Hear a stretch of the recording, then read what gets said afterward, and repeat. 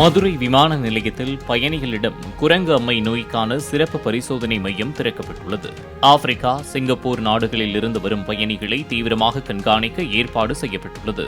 பயணிகள் 21 நாட்களுக்குள் ஆப்பிரிக்காவிற்கு சென்றாலோ அல்லது குரங்கு அம்மை நோய் தாக்குதலுக்கு உள்ளான நாடுகளுக்கு சென்றிருந்தால் பரிசோதனைக்கு உட்படுத்தப்படுவார்கள் என்றும், தொற்று அறிகுறி தென்பட்டால் இரத்த மாதிரி பரிசோதனைக்கு எடுத்து தனிமைப்படுத்தப்படுவார்கள் என தெரிவிக்கப்பட்டுள்ளது.